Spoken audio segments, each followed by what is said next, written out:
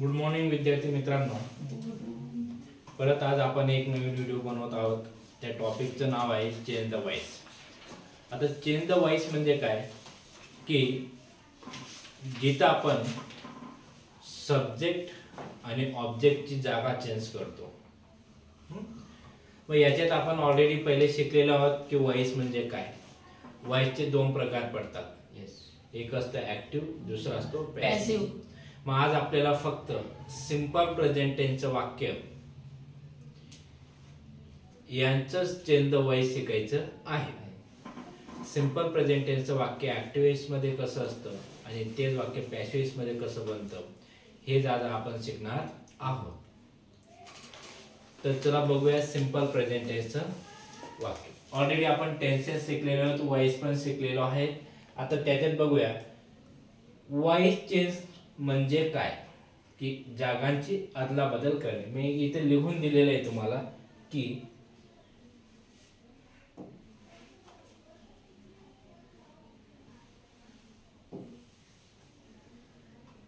Voice change म्हणजे काय, वाक्यातील subject आणि ऑब्जेक्ट यांची अदला बदल करून वाक्याची रचना बदलणे. यात वाक्यांचा अर्थ तोच राहतो, फक्त काय चेंज होतं, फॉर्म. काय चेंज होतो, फॉर्म चेंज होतो. तर सिंपल प्रेझेंट टेन्स मध्ये वाक्य चेंज म्हणजे वॉइस चेंज करताना काय करावे, कसं करावे हे गोष्ट आपण बघणार आहोत की कसं करतात. तर बघा मी तुम्हाला ऍक्टिव्ह वॉइसची रचना दिलेली आहे की ऍक्टिव्ह वॉइसची रचना काय आहे की subject plus verb plus object. Okay. आणि इथं वर्ब जसं आपण करता वापरला त्यानुसार एस एस वापरतो. हे आपण पुढलं पाहिलेलं आहे. ज्यावेळेस करता वर्ब वगैरे आय वी यू दे असतो त्यावेळेस आपण काय वापरतो, एस एस काही वापरत नाही. ही सी इट जर राहिलं तर मात्र आपण वर्बला एस आणि एस वापरतो. ही गोष्ट आपण ऍक्टिव्ह साठी लक्षात ठेवायची. ओके.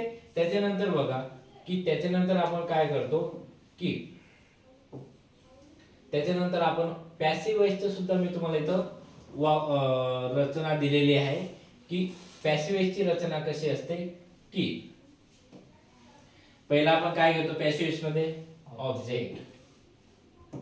ओके. नंतर ॲमिजार पैकी एक, त्याच्यानंतर वर्बचा थर्ड फॉर्म आणि बाय प्लस सब्जेक्ट.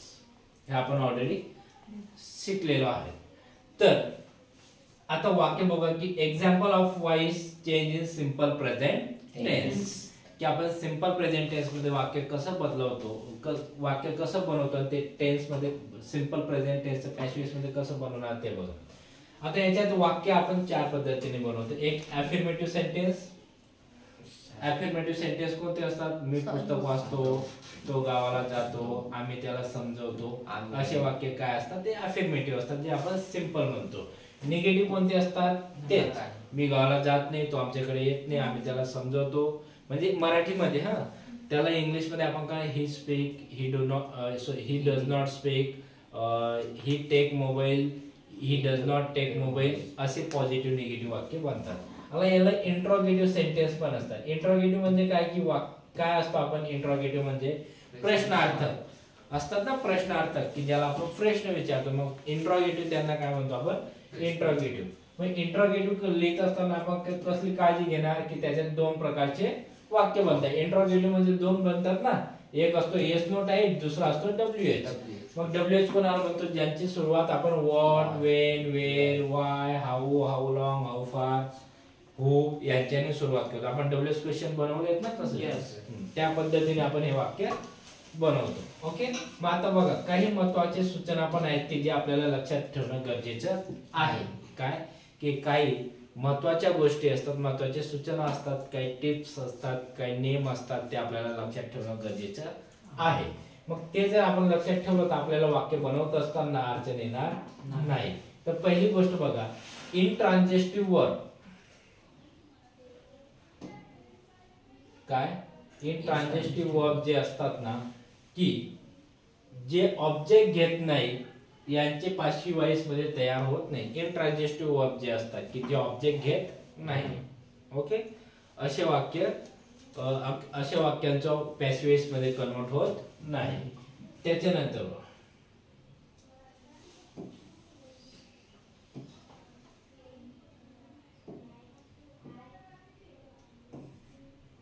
आता बघा, ही स्लीप्स अर्ली.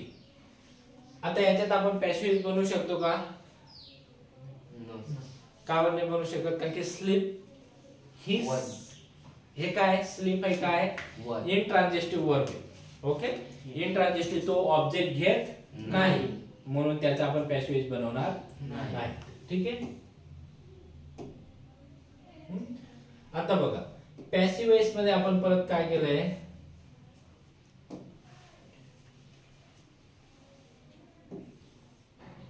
पॅसिव्ह वॉइस मध्ये सहसा बाय वापरले जाते. आपण बाय प्लस एस वापरला ना, जास्त करून बाय वापरले जातात. पण कधी कधी तो वगळला पण जातो, कधी कधी ते आपण वापरत पण नाही. जर आपण सब्जेक्ट घेतलाच नाही ऍक्टिव्ह वॉइस मध्ये, तर पॅसिव्ह वॉइस मध्ये करताना आपण बाय प्लस एस वापरणार नाही. ओके. आणि असे वाक्य सब्जेक्ट जर नाही आला तर ते वाक्य ऍक्च्युअली पॅसिव्हच असतं. ओके. म्हणून आपण असेच वाक्य घेणार की जे आपण पहिला ऍक्टिव्ह मध्ये असतात, त्याला आपण पॅसिव्ह वॉइस मध्ये कसे बनवतो ते. आता बघा, बाय समवन वापरण्याऐवजी अज्ञात कर्त्यासाठी इट इज सेड म्हणजे आपण इट वापरतो. बाय समवन म्हणण्यापेक्षा आपण कधी कधी इट पण वापरतो. ओके. तर काही वाक्य मी तुम्हाला दिले बघा. हे वाक्य मला याचा अर्थ पण बघा आणि याचा अर्थ पण सांगा. बघा, पहिलं वाक्य काय, सी मेक्स डिलिशियस फूड. आता याच्यात क्रिया कोणती आहे? मेक्स बनवणे. काय बनवतं? डिलिशियस फूड ऑब्जेक्ट झालं. ओके. कोण बनवतं? शी सब्जेक्ट झालं. ओके. म्हणजे सब्जेक्ट वर ऑब्जेक्ट आपण ओळखला. इथे एसीएस का वापरला आहे?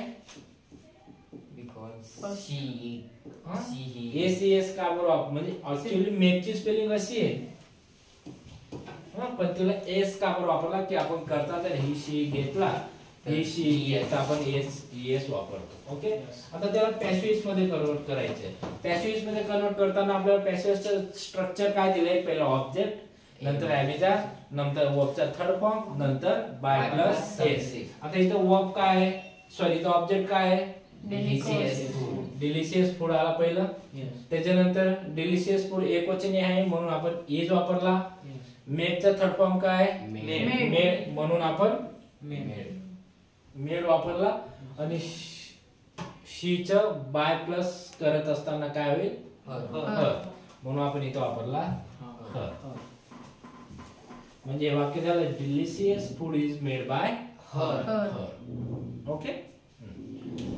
दुसरं वाक्य बघूया. The company hires new employees.